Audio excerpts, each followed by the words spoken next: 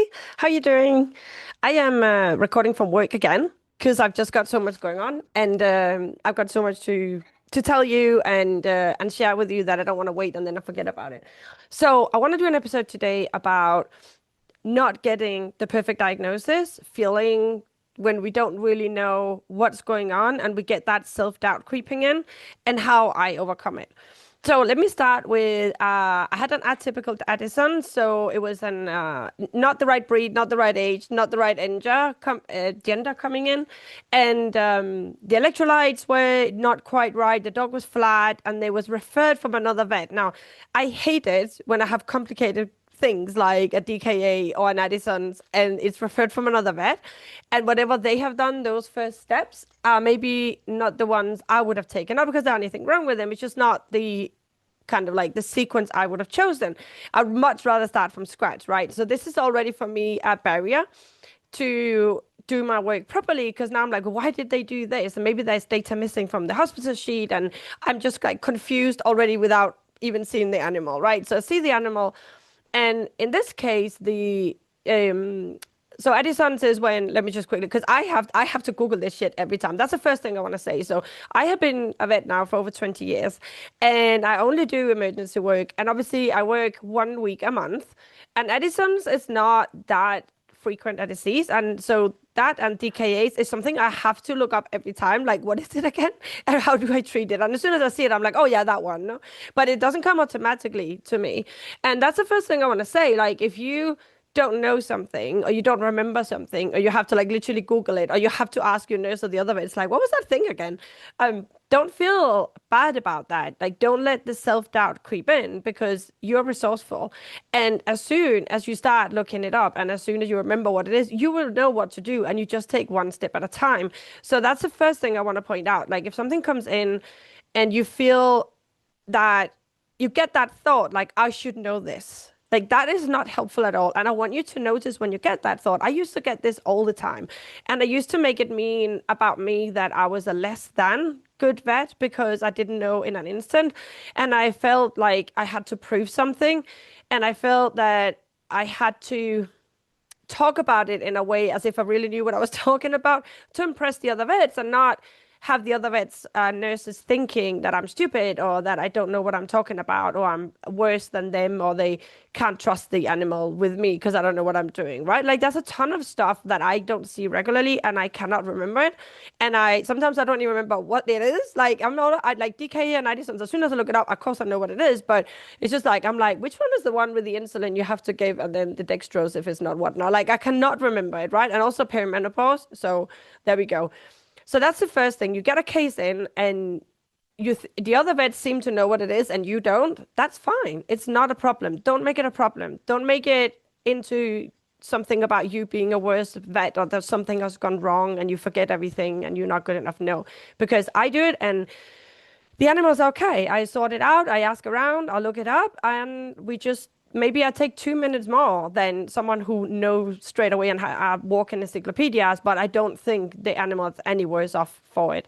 And the owners can also trust me, right? Because I said to these owners, well, Addison's is rare because they said, oh, is it normal that such and such? And I said, well, Addison's is rare. I don't see it very often. So to me, this is an atypical case, I think. But we'll for sure speak to your vets and liaise with them and, and I'll just explain what we're going to do and how I'm going to deal with it. So that's the first step. So if you get something in and you don't know what it is and you feel you should know what it is and you feel stupid, then don't. Like, don't feel stupid. Just look it up, ask around, and don't feel you have to prove to the other vets that you know what it's all about. So that was the first step. And then comes the doubt around diagnosing and treating this thing. So we were running EPOCs every 2 hours and the potassium.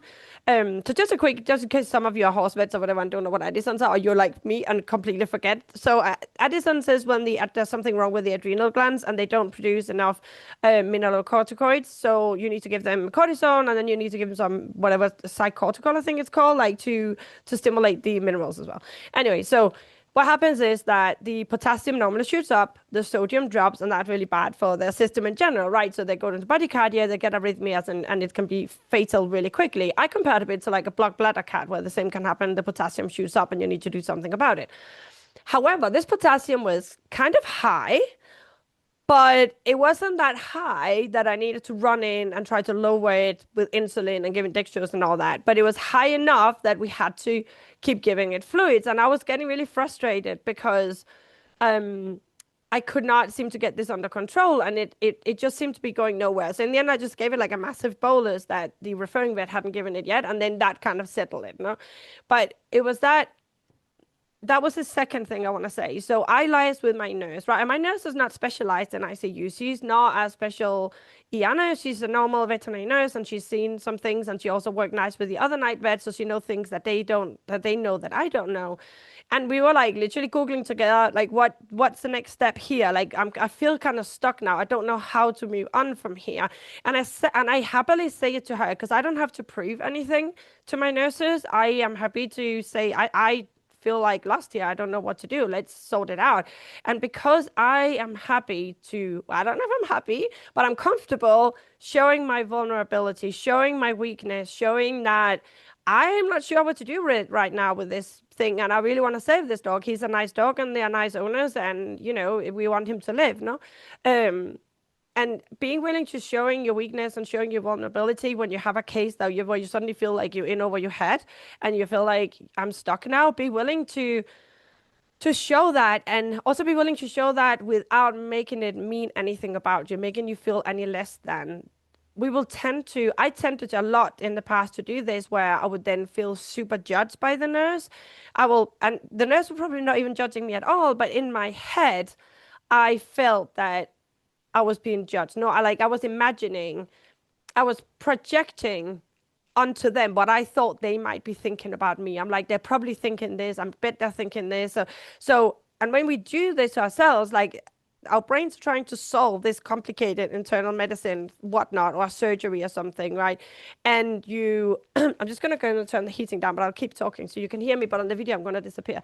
So we keep trying to solve this problem, but at the same time, we are also spending like half our mental energy on trying to anticipate what others are going to think about it, on trying to control what they might think about us because we don't want to come across as losers, basically. We don't want them to think that we're not good vets. We don't want them to think that we don't know what we're doing.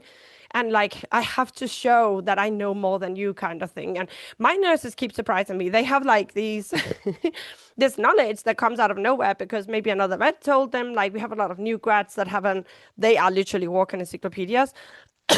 And the nurse, excuse me, might have heard something and says, oh, well, I've heard such and such, no?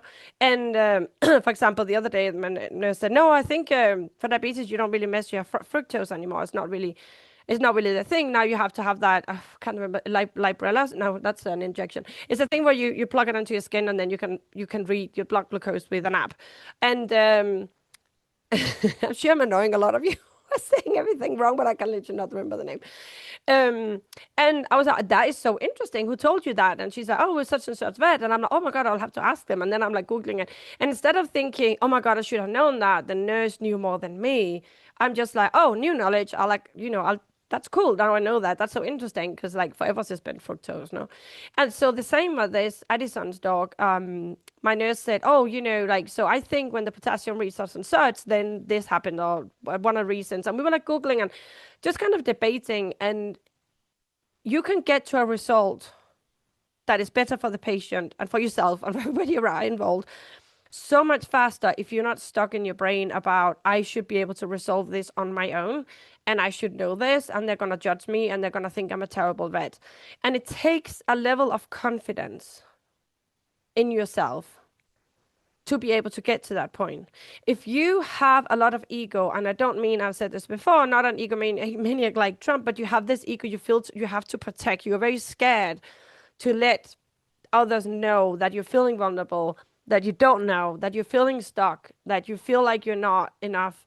If you're really scared of showing that, and you are wildly invested in protecting your ego, that just makes it so much worse because you have to spend so much mental energy on trying to pretend to be something you're not, and also trying to hide your feelings, hide your frustration, hide your nervousness, hide your anxiety, and it's not like you have to like start screaming and shouting and jumping up and down because you're nervous, but you don't have to suppress anything. You can show how you are. Like we are in high stakes situations a lot of the time. I mean, I am people that do emergencies like me are probably a bit more than others, but like the person that comes in with their pet that's got an ear problem, for them, that's a high stakes situation. So even if if you're just doing normal day work, it is still a high stakes situation for the owner because they love their pet and they're in pain and they want them to feel better really soon, right? So we are in high stakes situations. So it is normal. And that is the third thing I want to say. So the first was, don't feel you have to know everything and don't feel bad if you don't know something straight away when somebody says something to you. The second is don't feel bad if you feel stuck, if the patient is not evolving like you expected it to, and you have to like rely on others and ask them and feel vulnerable and feel a bit like, I don't know what to do, and show that. And the third thing is like be okay, since we're always in these high pressure situations, that feel okay with feeling your emotions. No, like feel that if you're nervous, like don't try to suppress it, because of course I'm fucking nervous. This dog will die if I don't solve this potassium out, because his heart is gonna set out. I'm gonna have to give it calcium and insulin and all sorts of shit I don't want to get into if I don't have to. And so of course I'm a bit nervous. Of course I feel a bit frustrated. Of course I feel a bit, a bit anxious about this is taking longer than I thought and what's gonna happen. No? And let yourself feel these emotions. And I'm just reading this book right now that's called Lose Your Mind by Josh Pice. I don't know if I'm saying his surname right. He was an actor and he teaches. I bought the book because it's about creativity, and I want to be like unleash all my creativity, so nothing can hold me back, right? When I write and when I do my podcast, I don't want to like hide anything. But actually, his first chapter is about emotions and about feelings and not suppressing them. And interestingly enough, his dad was a physicist that worked with Einstein and Oppenheimer. I'm totally noting out on quantum physics right now. And his dad, he was asking his dad, what is your job, dad, when he was younger? Because he was like, my dad is for just writing on a board and I don't know what he's doing. He didn't understand what physics was. And his dad said, can you see that table leg? And Josh is like, what? Yeah. And your knee? Compared to your knee? And he's like, my knee? Yeah. He's like, they're made of the same. It's electrons, right? It's electrons like bzz, vibrating. And that is all our emotions are, as well, as he points out in his book. And that is such a relief, right? Because when you feel anxiety over a case that's not going well, or you, for example, let's say you pick up the phone and there's a bloat coming in, or there's something really weird, or something happened and you're getting really nervous, you don't know how to handle it. Those nerves that are happening in your body, that's just electrons that are vibrating, and they don't mean shit about you. They don't mean shit about what's going to happen. They don't mean anything about whether you're a good vet. They don't mean anything about how you're going to perform. It's just vibrations in your body, like the nervousness, the anxiety, the feeling a bit down, the feeling of inadequacy. They don't mean anything. It's just vibrations that happen in that moment. Just like when you see a puppy or kitten, you have happy vibrations, right? But none are worse than the other. And it's really important that you don't label these feelings as bad. Like if I'm feeling frustrated, or if I'm feeling anxious, that's bad and I need to get rid of the feeling, because then you're spending so much energy trying to get rid of the feeling. And again, coming back to the case of this Addison's dog, if I'm spending time trying to pretend that I'm not anxious, that I'm not nervous, I'm not frustrated, I don't feel inadequate, then like I'm spending a lot of energy on that, and my brain is now like spending energy on pretending a lot of things and suppressing a lot of things, and I'm not actually working on the problem. Like, how do I lower the fucking potassium, right? So those like three things I really want to point out. No, so like don't feel inadequate if you don't know what people are talking about. Just Google it, and don't feel bad about Googling it. Don't feel bad about like asking questions when you feel stuck. Like bounce off everybody around you happily and say, what do you think? What would you do? Have you Googled? Have you heard? And the third is, feel your emotions and just let them be there. Don't make them mean that something has gone terribly wrong. Vet med is hard. There's a lot of challenges. There's a lot of shit. There's a lot of, going from like something really funny. People can be so funny when they call in. Like I had a poodle yesterday. Oh my God, that was so funny. He was poodle mixed with something, this little thing, and they called over the phone. They're like, the dog is choking and it's fitting and now it's passed out and it's this and the other. And it's just like a 7 months old, like thingy, little fluffy thing. And these are like first dog owners, and it was their baby, right? By the time they get to the clinic, there's absolutely nothing wrong with the animal. No, and I said, like, if you don't want to be seen, if you think the dog is back to normal, we don't have to do the consult, because I don't want to pressurize them into paying an emergency fee because they kind of said the dog was sick and now it's not, but they wanted to be examined. No?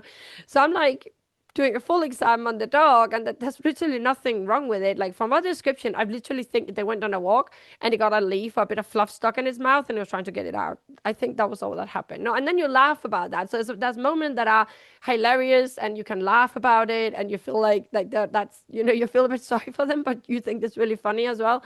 And then you have moments like where it's super sad. Something happens. There was a parrot that died from, we think, from Teflon poisoning. And the whole story was just like, it had been rescued and recovered. It was just like so sad. And then you got like sadness over here. And then you have like anxiety because you don't know how to solve this problem. There's a lot of emotions going on all the time in vet med. It's a high pressure and it's a hard profession.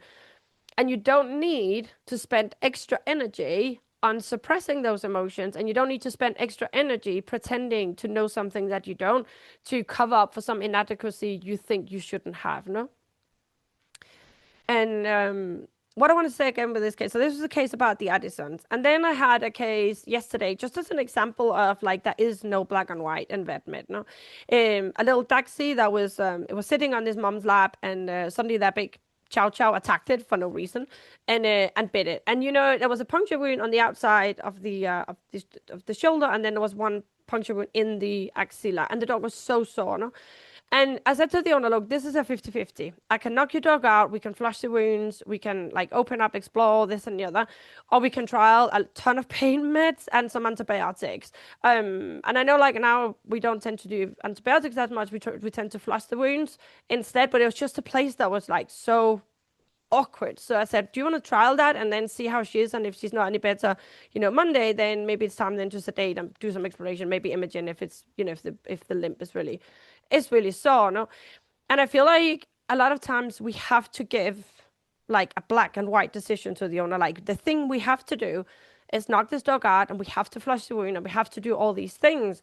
And I don't think it's that black and white. I think there's a lot of gray areas, just like, for example, you have a dog come in that's vomiting and is fairly young and it could potentially be a foreign body or it could not be a foreign body. And you have to weigh up the options, right? Like, so gold standard is knocking this dog out and do full imaging and this and the other. Well, you also have your clinical decision, like clinical, what do you call it? Well, the whole being a vet thing, right? All your experience and your clinical eye and your hands and everything you take from the history, and you make decisions based on that. And I want to tell you that it's very, very rare that there is 100% this is the right decision. So that's the fourth thing I want to say about having all this anxiety and inadequacy we feel sometimes, is like we feel that there should be the right decision here. There's one solution for this animal and I don't know which one it is. Well, no, like sometimes there are 3 or 4 different solutions and you don't actually often know which one was the good one, quote unquote, until some time happens, and it could be that either of them would have worked, right? And it's sometimes impossible to know like which one is the best one. And that's when you have to tell the owners, like yesterday I said to these owners, I said, for me, that's a 50-50. But since she's been shaken around by a chow chow, it might be less ideal to actually sedate her, because although I can't hear anything on the lungs, if there's something in there, like a blood clot about to dislodge or something, it's probably better to just give her a ton of pain relief antibiotics and kind of observe, no? But I could also have sedated the dog and flushed the wounds, and that might have been better for the wounds. So if you feel inadequate or you feel insecure or you feel a lot of self-doubt when you have to make decisions quickly and you feel frozen sometimes because you cannot see which one is the solution, which one is the decision to make, it's because there is no the. There is a ton of stuff you can do and you just got to decide. You just got to decide and you got to trust yourself. And that was the 1, 2, 3, 4. Fifth thing I do want to say to you is no matter what level you're at, no matter how young or old you are, how much experience you've got, whether you move from one field to another, learn to trust yourself. Learn to trust your intuition. Learn to trust your gut instinct. Because sometimes we're in a situation where we think if there was a soft tissue surgeon here, they would have known what to do. Or with the Addisons, this dog I was having, if there was a intermedicine specialist, they would know what to do. Someone else would know what to do in this situation. Maybe, I don't know. We don't know, right? Because they're not here. You're here. You're here now. You're the one dealing with the animal. So it's like we want to step away from one, taking the responsibility for this correct decision, which is my point 4. But also we try to ignore that feeling of this is the right thing to do. We try to rationalize all our decisions. We try to like have to explain 100% by textbook why we make the decision and why we say this. And the problem is, like, I don't know about you, but half the fucking pets I see do not respond to any textbook. They have not read the textbook. They don't know about the textbook, and their bodies and their system just do whatever the fuck they want. So there comes a point where whatever little experience you have, whatever you studied, whatever you heard through your journey as a vet, you got to lean into your gut instinct and make a decision from there. And you have to trust it, because there's just like the tests just don't add up. The history just doesn't add up. And you're making a decision and rationalizing it and trying to find all the facts and make the perfect decision is just not possible sometimes. And sometimes you have to lean into your intuition. I think I told about this case where there was a dog that I think it had hemorrhagic gastroenteritis or something like that. I can't remember what it was. But the day team had done some imaging and this and the other, and they had kind of decided that they thought this dog should have an X-lab. And they left it for me to do an X-lab with. And I was sweating over that case, and I was like, I don't feel I should do an X-lab on that. I read through the whole history. I examined the animal. I looked at the images, and I was like, I can see what you mean. I can see why you would think X-lab could be a good idea, and it could be a good idea. But my intuition is no. I think this animal just needs to sit with supportive care, and I think an X-lab could actually kill it. And it was like, just a ton of like things that just added the dots in the back of my brain, and I could not say 100% why, but I didn't want to do and I didn't do the X-lab, and the dog was fine. It's also possible that it would have died without the X-lab, right? But it could also have died with the X-lab. And sometimes you don't know, and you have to trust your gut instinct. You have to trust your intuition, because sometimes you know so much, but it's buried like in your subconscious, and your subconscious brain will unite the dots for you and present you with, this is probably the best option here in this moment of time. But because you don't, in that moment, you can't draw all that information out and have it in front of you, your subconscious brain can do that much faster. And that is your intuition, and that is your gut instinct, and you have to go with it, right? You can obviously bounce off other people, but at the end of the day, often you are the one in sole charge, and you have to make the decision.